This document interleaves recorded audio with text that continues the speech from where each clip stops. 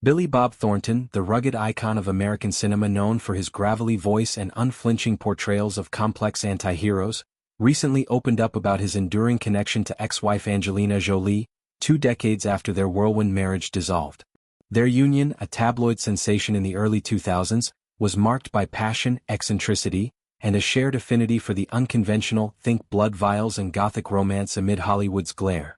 Yet, in a candid revelation, Thornton paints a picture far removed from the drama that once defined them.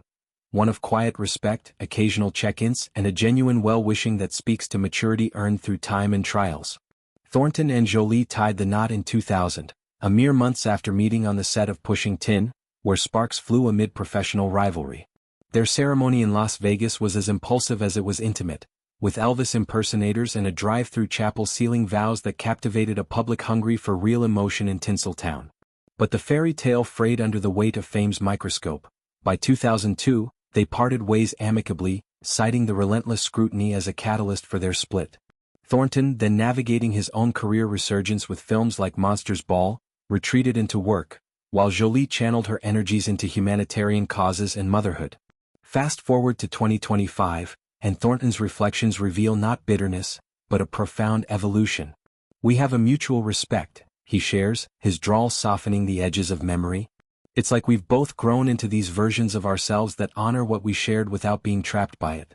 Central to Thornton's narrative is the absence of hard feelings, a rarity in Hollywood's annals of acrimonious exes. He recounts how their divorce unfolded with grace, devoid of courtroom battles or public mudslinging. "It ended because it needed to, not because of some explosion," he explains, emphasizing the organic drift that comes when two strong-willed artists prioritize personal growth. Over the years, they've maintained a loose thread of communication, not through grand gestures but subtle ones. A congratulatory note on a milestone, a shared laugh over industry absurdities.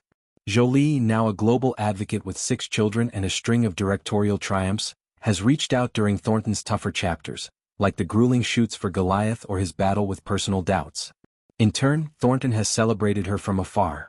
Her Oscar nods, her UN work, her unyielding commitment to the voiceless. "I'm proud of her happiness," he says simply, a statement laced with the authenticity that has endeared him to fans. This amicable stance extends beyond mere civility. Thornton describes them as friends in the truest sense, where past romance serves as a fond footnote rather than a defining chapter. Their shared history, marked by adventures like adopting a Cambodian child together before the split, has forged a bond resilient to time. Thornton, now 70 and happily remarried to Connie Britton, credits Jolie with teaching him the value of vulnerability in relationships.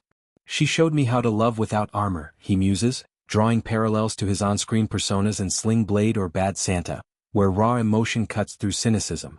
Jolie, for her part, has echoed similar sentiments in past interviews, praising Thornton's artistic integrity and fatherly devotion to his own brood. Their story challenges the trope of the vengeful ex, offering instead a blueprint for post-romantic kinship in an industry that thrives on division. Delving deeper, Thornton's comments illuminate the broader tapestry of their lives post-divorce. While Jolie ascended to A-list echelons with blockbusters like Lara Croft and Maleficent, Thornton carved a niche in indie grit, earning Emmys for his portrayal of a washed-up lawyer in Goliath. Yet, their paths have intersected serendipitously, industry events where they've exchanged knowing glances, or mutual friends facilitating casual reunions. Thornton recalls a particularly poignant moment during the pandemic, when Jolie sent a care package of books and teas, a gesture that bridged their worlds without intrusion.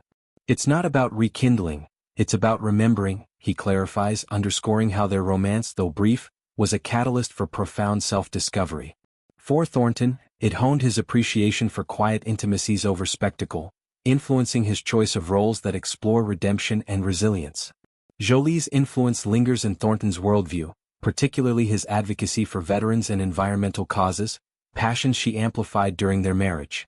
He speaks glowingly of her evolution into a director with films like First They Killed My Father, viewing it as the natural extension of the fierce intellect he first admired. Conversely, Thornton has found solace in music, fronting his blues band the Boxmasters, a pursuit Jolie encouraged amid their Las Vegas nuptials. Their divorce, rather than a rupture, became a release valve, allowing each to flourish unbound. Thornton's current life, filled with stepchildren, farm life in California, and collaborations with the Coen brothers, reflects a groundedness he attributes partly to lessons from Jolie.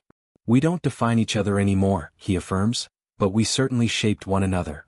In Hollywood's echo chamber of feuds, Thornton's olive branch to Jolie stands as a beacon of what's possible when ego yields to empathy.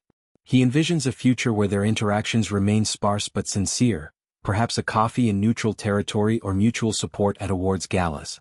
For fans who romanticize their union, this update dispels myths of lingering torment, replacing them with a narrative of graceful coexistence. Thornton's candor invites reflection on love's impermanence, not as failure, but as a chapter in a larger epic. As he toasts to Jolie's next ventures, from potential biopics to her ongoing philanthropy, Thornton embodies the wisdom of seasons past, that true connection endures not in possession but in release.